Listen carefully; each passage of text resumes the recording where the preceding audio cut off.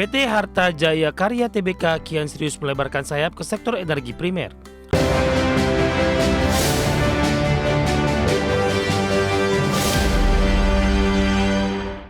Emiten konstruksi PT Harta Jaya Karya Tbk atau MEJA mempercepat rencana akuisisi 45% saham perusahaan tambang PT Trimata Coal Perkasa senilai $100 juta Amerika Serikat. Langkah strategis ini diambil guna memperkuat portofolio perseroan di sektor energi serta mengamankan rantai pasok batu bara nasional maupun internasional. PT Harta Jaya Karya Tbk kian serius melebarkan sayap ke sektor energi primer. Melansir pernyataan resminya, manajemen MEJA tengah mematangkan proses akuisisi 45% saham PT Trimata Coal Perkasa atau TCP dengan nilai investasi mencapai 1,6 triliun rupiah. Direktur Utama MEJA Richie Adrian Hartanto menegaskan bahwa penjajakan kerjasama ini telah menunjukkan perkembangan positif dan kini memasuki tahap realisasi akhir guna memperkuat fondasi bisnis perseroan di sepanjang tahun 2026 ini. TCP diketahui memiliki aset yang sangat prospektif dengan luas konsesi tambang mencapai 11.000 hektar di wilayah Sumatera Selatan.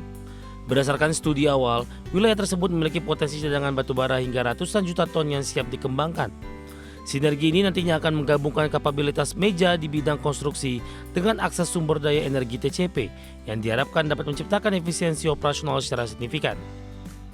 Meski proses akuisisi masih berjalan, PT Trimata Coal Perkasa menargetkan dapat memulai produksi perdana pada kuartal ketiga tahun 2026 mendatang. Saat ini perusahaan tengah fokus pada penyelesaian evaluasi rencana kerja serta perizinan RKAB di kementerian terkait. Setelah beroperasi, TCP membidik peluang ekspor ke negara dengan kebutuhan energi tinggi seperti India dan Tiongkok dengan memanfaatkan keunggulan batu bara hasil produksinya yang dinilai lebih ekonomis untuk kebutuhan blending pembangkit listrik global. Berbagai sumber ada di channel.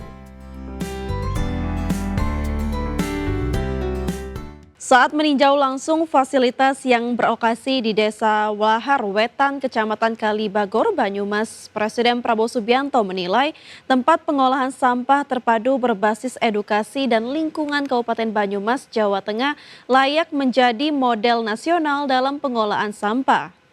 Presiden mengaku terkesan dengan inovasi yang dikembangkan dalam pengolahan sampah berbasis teknologi sederhana namun efektif.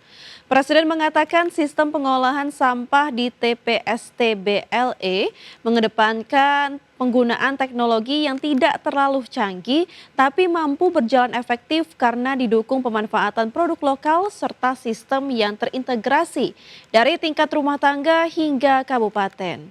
Menurut Presiden, model tersebut berpotensi diterapkan di berbagai daerah di Indonesia, bahkan telah menarik perhatian dari luar negeri.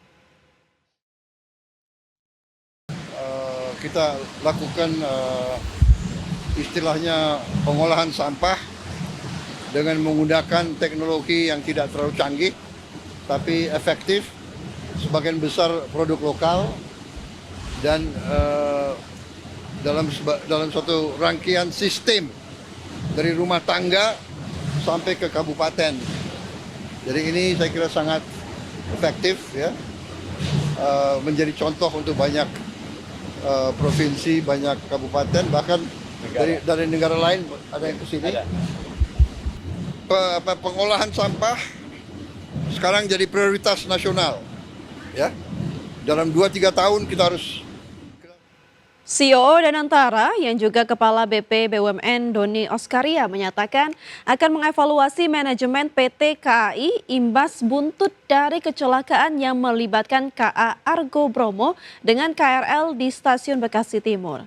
Pemerintah pun sudah menyiapkan anggaran 4 triliun rupiah untuk melakukan pembenahan di 1.800 perlintasan sebidang.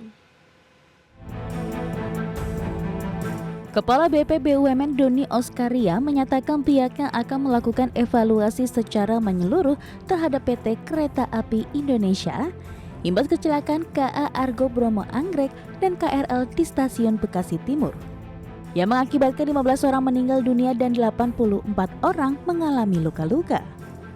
Menurut Doni, pihaknya akan melakukan evaluasi khususnya pada aspek keamanan atau safety. Pemerintah pun sudah menyiapkan anggaran 4 triliun rupiah untuk melakukan pembenahan di 1.800 perlintasan sebidang. Sekali lagi kita mohon maaf bahwa Ini akan segera kita lakukan evaluasi menyeluruh, ya, baik itu terhadap operasional daripada kereta api kita, dan terutama sekali yang berkaitan dengan safety. Ya. Jadi tadi Bapak Presiden juga sudah menyampaikan akan dibudgetkan juga, disediakan juga budget oleh Bapak Presiden. Ini menunjukkan perhatian yang serius terhadap mass transportation. Dan juga perlu saya sampaikan bahwa Presiden sangat mencintai transportasi umum kereta api ini.